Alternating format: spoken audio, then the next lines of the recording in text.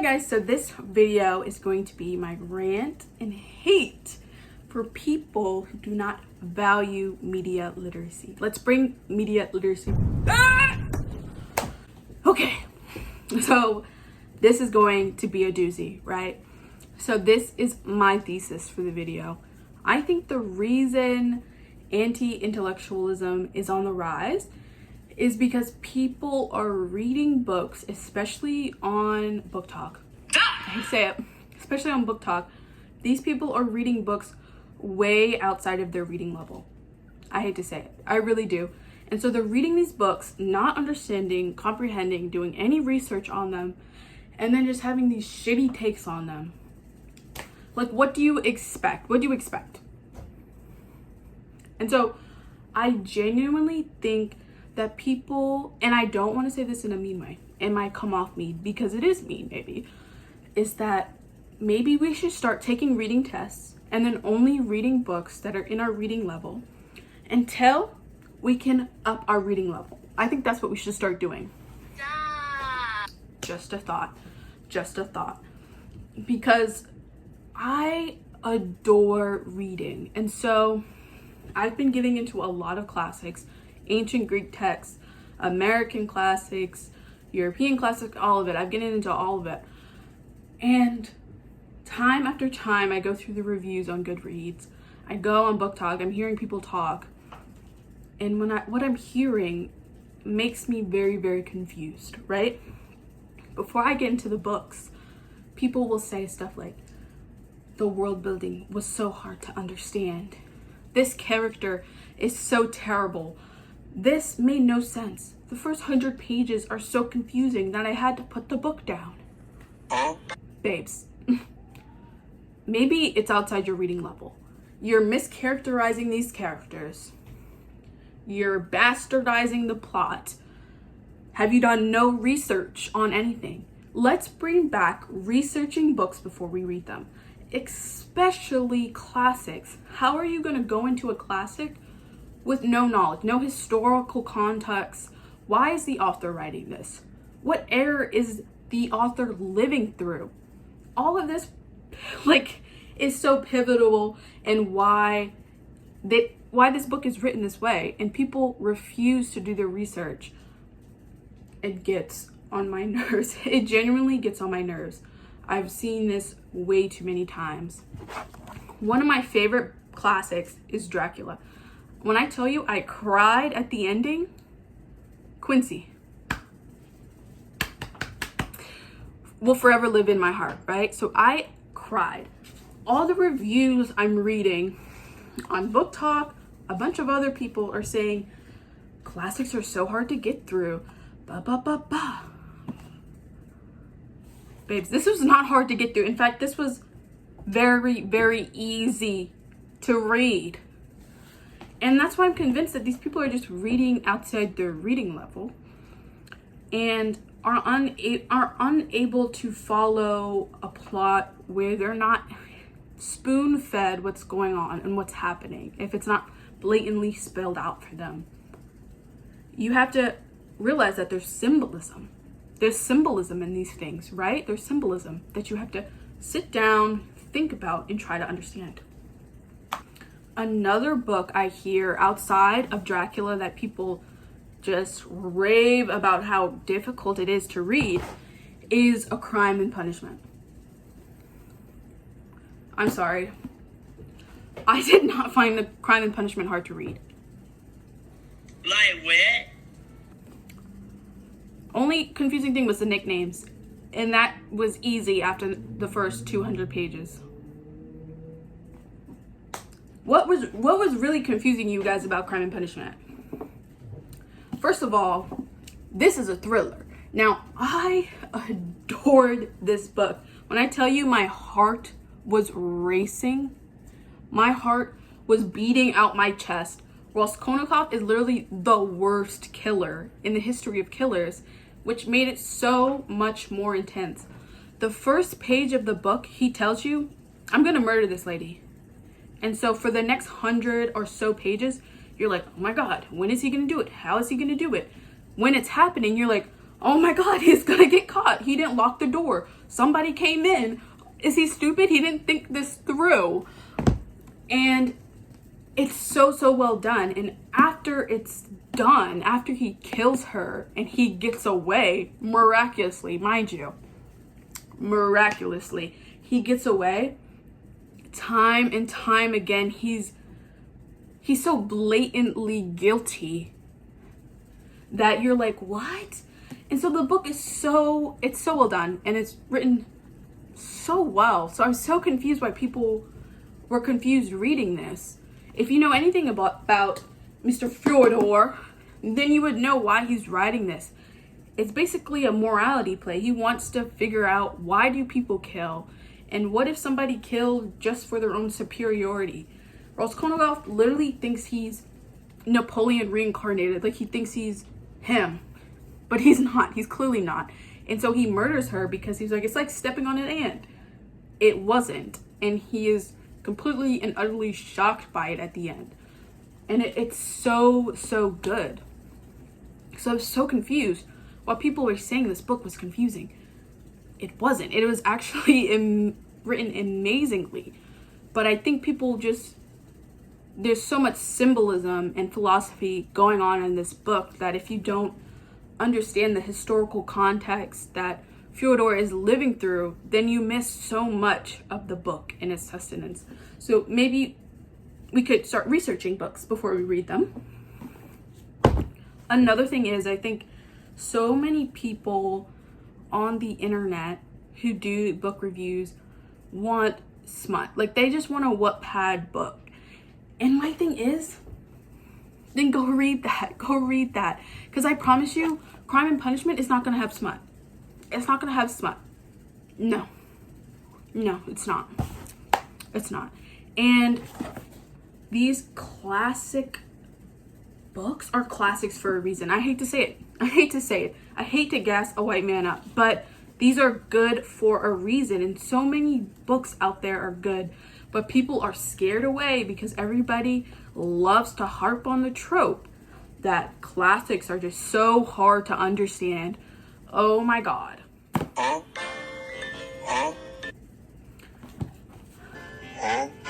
No. They're not hard to understand. You're just reading outside your reading level. That's it. That's the crux of it all. I think maybe we need to bring back an adult AR reading test or something so that people know not to read outside their reading level, and maybe slowly work their way up to Dracula and Crime and Punishment. Maybe we should start that. Another book that people get wrong so bad that genuinely makes me upset, but it tells me everything I need to know about where they are emotionally, as in emotional intelligence, as in how they view the world, is Catcher in the Rye. Now this book, I adored this book. My cats are going crazy. Catcher in the Rye is a gorgeous book. I read it for the first time when I think I was 14 years old, 13, 14 years old. And I genuinely, at the time, I thought he was so cool. And I think that's the point. And I read it again when I was 21, and it literally changed my perspective on everything, as well as how I look back on my teenage years, because I was Holden. And I think people who read this book and think that Holden is, oh, he's literally him, he's the coolest man on earth, blah, blah, blah, like my 13-year-old self, people who think that have the emotional intelligence of a child, of a teenager. Because you cannot read this book and not tell that Holden is a child grieving his life, his little brother. He's confused, he's lost, and he thinks he has no one to turn to. I genuinely shed tears when he references the title of the book. The reason Holden is like this is because he wants to be somebody that stops people from going over the edge. And I wholeheartedly believe it's because he thinks that nobody is that for him. But he realizes, watching his little sister, that she is his catcher in the rye, and that he can be a catcher in the rye. He can save people, and it's so heartbreaking. It's such a heartbreaking read, and it pains me to see people mischaracterize Holden, because he's just a child. He's just a child, and he's angry at the world, as all teenagers are, and he thinks he's so much cooler than everybody, blah blah blah blah. But that's the point. And I think people who read this without any, not them fighting again, but people who go into this book without, I think, an emotional intelligence, a high reading level, or just an above, maybe an average reading level, who go into this and don't understand that, is because of that. They just don't have the emotional bandwidth, I think, to comprehend why Holden is the way he is. And so it pains me when people pick up these books and they just don't understand them, because they don't think to look into it, to research it. I'm currently reading the Aeneid, right? I just started it. I'm like 2 pages in, but there's so much historical context, cultural context that goes into this, literary context, everything you can think of. There's so much that goes into this book, and that's it for every book you read. And I think people who just go into books for escapism, yeah, cool, but maybe don't pick up the Aeneid. Maybe don't pick up Catcher in the Rye and Crime and Punishment. Maybe those aren't the books for you, because then you're not just gonna get it, and then you're gonna piss me off. And now we're both upset. Now what? Now we're both ranting. But I think this is a perfect example. The Aeneid, this is not hard to read. This is not hard to read.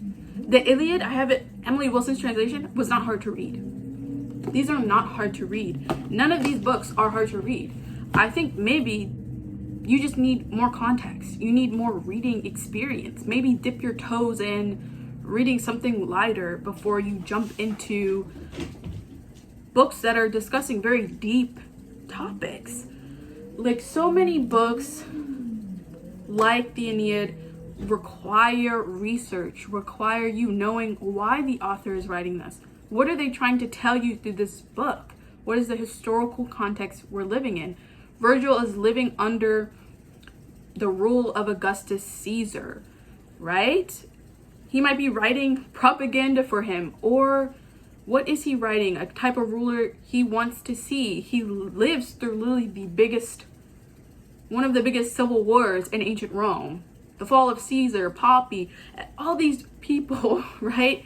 And all that affects how he views and how he writes his story. There's so much of that. Another book, an author I think people just can't digest on social media, is Kuang. This lovely, lovely lady who's on my wall back there, right there, you see. They just do not understand Kuang, and that pisses me off to no avail, because I adore her. How dare you? How dare you disrespect her? So we're gonna start off. One review I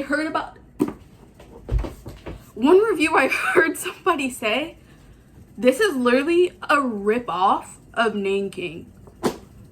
Yeah. Whoa, buddy. Whoa. It's almost like that was the point. It was almost like this was a historical fiction. Historical fantasy. You really got her on that one, though. You really got her. It's almost like she didn't get her degree in this. No, you got her, though. You got her, though. You stupid fuck! Like, clearly, the person who said that didn't do any research before reading this book. Doesn't know anything about R.F. Kuang. What she stands for, anything. And you can just tell off the rip with these people when they read books and they do not do their research. And it literally bugs me to no end. To no end. Rin is literally an amazing protagonist. Dune. Oh my god. If I could be in a room with Paul Atreides, Ren, and Eren Yeager, I would love to sit down and hear them have a conversation, because they're just so similar, and it's just, they're done so well, all three of them. They're amazing characters. Ren, like, it pisses me off to no avail that man said that about this book. Like, you don't understand. Literally, like, I'm trying not to blow a fuse. But Poppy War is so good, and so much goes into it, and you can tell that our Kuang knows what she's talking about. Miss Rebecca knows what she's talking about. Clearly, she's got a degree in it, clearly. Right? If you were Paul, if you were Eren Yeager, guys, stop! But if you were put in these characters' positions, if you were Ren, if you were Paul, if you were Eren Yeager, what would you do? What would you do? He's now thrust between saving humanity from the inevitable future, millennia away, or saving a billion people now. Ren literally, she realizes the enemy will never see them as human beings, and so she decides to nuke them. What would you do? What would you do? And that is the question that these books are asking, is what would you do? And so when you go into these books with no context about what the author is trying to communicate, you just completely miss the point in the dialogue that's supposed to be happening. Point blank, period. I genuinely think it's a tragedy when people go into these books with no research, with no understanding of history or the author. They just blindly leap into these books, and they're clearly outside their reading comprehension. It's so disheartening to see, because you'll make a comment saying, oh, well, the author did that intentionally, and then you'll get a comment, it's not that deep. Oh no! I promise you it is that deep. I promise you. Books have this thing called a moral. Themes, symbols, these things are in books. And I think a majority of the people who are saying these things were the same people in high school and middle school saying, I don't need this in real life. I don't know. So now they don't know what a damn hyperbole is. They don't know what foreshadowing is. They don't know any literary device that the author is trying to communicate through, and are picking up these books, these wonderful, amazing books, with no understanding on how to read or digest it properly. And then I had to sit here, see these videos, and pull my hair out, because people think things are not that deep. Trust me, it's that deep. Trust me, it's that deep. I'm telling you, it is that deep. Another thing I see. Maybe I just can't take criticism on books I like. Maybe that's it. I don't think so. I think I have some valid points here. Another book is Aristotle and Dante, Discovering the Secrets of the Universe. I only have the second one, but I saw people get online and talk about this book and completely miss the point. It's literally so bad. The author had to come out with the second book to kind of just shove it in your face what he was trying to communicate in the first book. That's so wild. It's almost like Susan Collins writing Sunrise on the Reaping after seeing the Snowlands on Top edits. I would be pissed off too. I would get right back on my writing desk and write the second book. Hello? Did you not get it the first time I said it? Did you not get it the first time I said it? The first book, so many people were commenting on that they clearly didn't understand and they clearly didn't pick up the subtext that Aristotle was putting down. That they did not like that Aristotle's brother, who's in prison, killed a trans woman.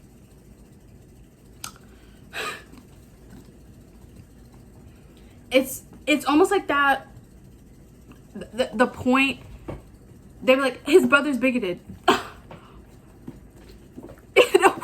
It's almost like that was the point.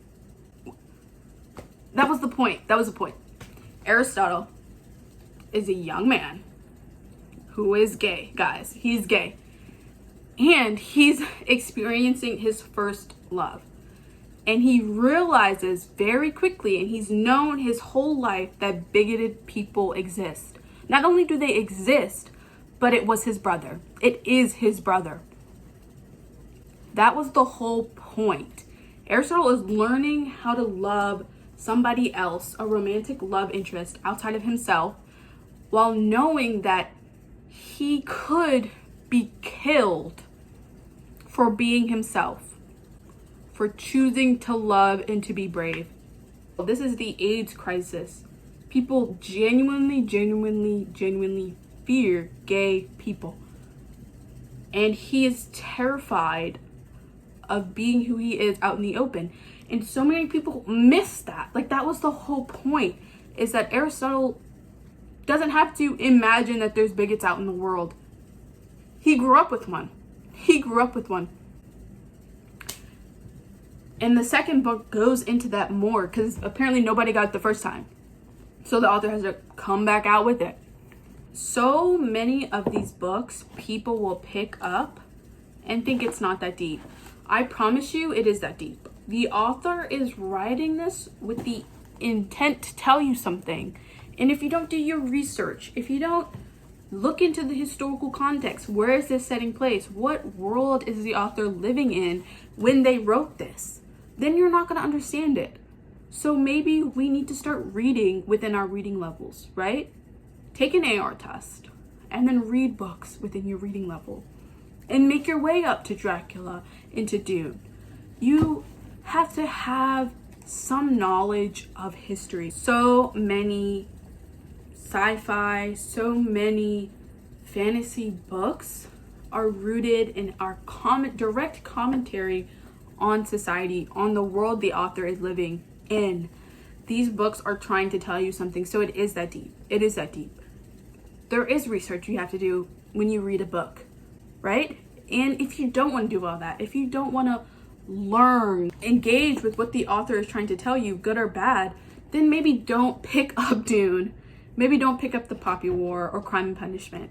Maybe those books aren't for you. Maybe read some Colleen Hoover or, what is it, Hazelwood. I don't know these people's names. Maybe pick up those books, because it's just not for you. It's just not for you. And I think that maybe taking a reading test would enlighten that on you. Just my thought. Thank you for listening to my TED Talk. Very strong opinions. I know.